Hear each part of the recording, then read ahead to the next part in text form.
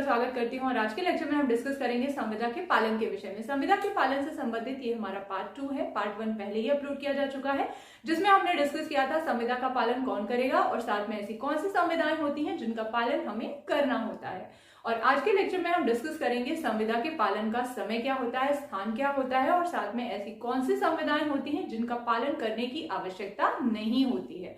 तो सबसे पहले हम डिस्कस करेंगे संविदा के पालन का समय, जो कि सेक्शन 46 से 50 में दिया गया है। सबसे पहला सेक्शन आता है सेक्शन 46 और 46 क्या कहता है? वचन पालन के लिए समय, जहां की पालन के लिए आवेदन ना किया जाना हो और कोई समय भी निर्दिष्ट ना हो। तो जब वचन पालन के लिए समय भी नहीं बताया गया है और साथ में आवेदन भी नहीं करना है, वचन ग्राहिता को आवेदन नहीं करना है, बिना आवेदन के ही संविदा का पालन करना है, तब संविदा का पालन कब और कहां होगा?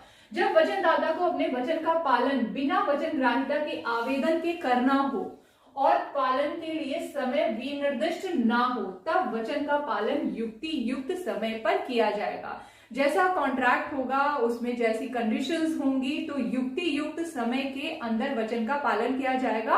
और युक्ति युक्त समय से तात्पर्य है जो कि हर कंडीशंस में बदलता रहता है, हर कॉन्ट्रैक्ट की प्रकृति के हिसाब से बदलता रहता है। तो स्पष्टीकरण में ये बताया गया है कि युक्ति युक्त समय क्या होगा। युक्ति युक्त समय कोर्ट डिसाइड करेगा कंडीशंस के हिसाब से।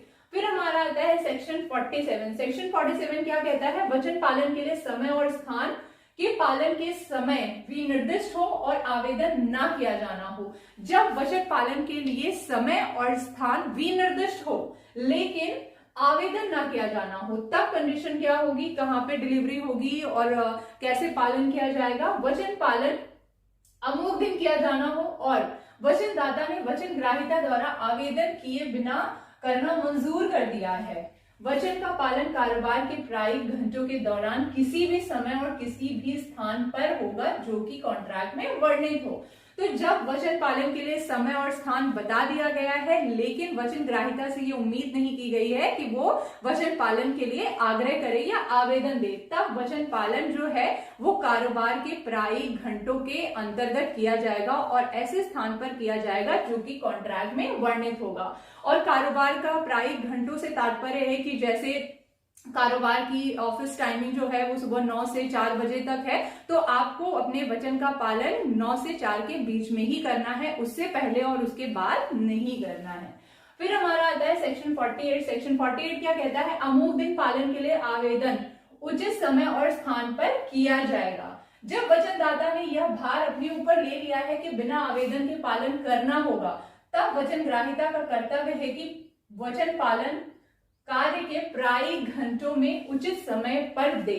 अब जैसे यहाँ पे अमुक पालन के लिए समय और स्थान दे दिया जाएगा, लेकिन आवेदन जो है वो वचन ग्राहिता को ऐसे समय पर करना है और उसको समय ऐसा देना है जो कार्य का प्रायिक घंटों का होगा। जैसे यहाँ पे वचनदाता के पास ये कर्तव्य है कि वो जो माल की डिलीवरी है वो ऐसी जगह पे दे जो कि कार्य के घंटों के अंतर्गत हो और समय जो है वो उसका गोदाम हो या ऑफिस हो। तो वैसे ही यहाँ पे आवेदन जो वचन ग्राहिता जो है वो आवेदन ऐसे स्थान पर और ऐसे समय पर करेगा जो कि कार्य का समय होना चाहिए और उचित समय होना चाहिए।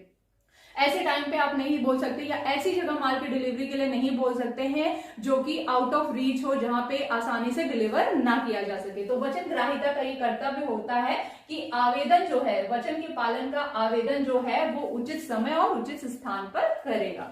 फिर हमारा आता है सेक्शन 49। सेक्शन 49 क्या कहता है? वचन के पालन के लिए स्थान जहां की पालन के लिए आवेदन ना किया गया हो और कोई स्थान नियत ना हो। यहाँ पे कंडीशन ये है कि वचन पालन के लिए ना तो कोई स्थान बताया गया है और ना ही यहाँ पे कोई आवेदन किया गया है, तब माल की डिलीवरी कैसे होगी या वचन का पालन कैसे होगा? वचनदाता का कर्तव्य यह है कि वचन ग्राहिता से वचन पालन का युक्ति युक्त स्थान नियत किए जाने के लिए आवेदन करे। अब सेक्शन 49 ये कहता है कि जब वचन के लिए कोई समय भी नहीं दिया गया है, कोई स्थान भी नहीं दिया गया है और साथ में यहाँ पे वचन ग्राहिता ने आवेदन भी नहीं किया है, तब वचनदाता का ये कर्तव्य बनता है कि वो वचन ग्राहिता से ये कहे कि आप मुझे वचन पालन के लिए एक युक्ति युक्त समय बताइए और युक्ति युक्त स्थान बताइए जहां पर मैं अपने वचन का पालन करूं।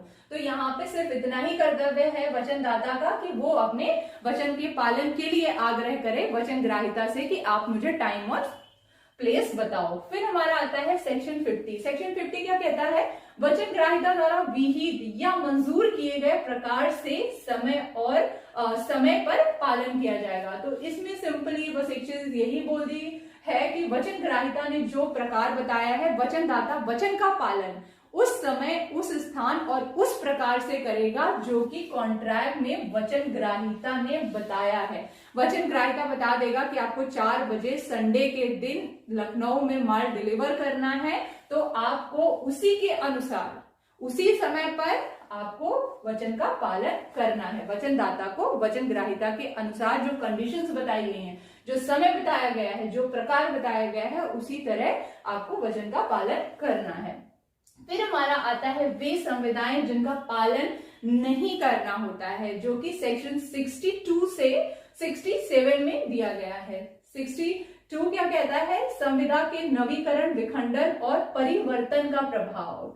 देखो, ऐसी संविदाएं जिनका नवीकरण हो गया है, फिर उनका विखंडन हो गया है या परिवर्तन हो गया है, तो जो पुरानी, जैसे विखंडन हो गया तो अपने आप कॉन्ट्रैक्ट खत्म हो गया, उसको पालन करने की जरूरत नहीं है, या पुरानी संविदा को बदल के नई संविदा में कन्वर्ट कर दिया गया है तो उसको भी पालन करने की आवश्यकता हमें नहीं होती है। और साथ में जब परिवर्तन हो गया है तो परिवर्तन का भी प्रभाव यही होता है कि यहाँ पे विखंडित हो गई, नवीकरण हो गई, तो परिवर्तित हो गई, तो उसका प्रभाव यही होगा कि आपको पुराने वाले कॉन्ट्रैक्ट को फॉलो करने की जरूरत नहीं है, उसके वचनों का पालन करने की जरूरत नहीं है, आपको नए कॉन्ट्रैक्ट का पालन करना होगा।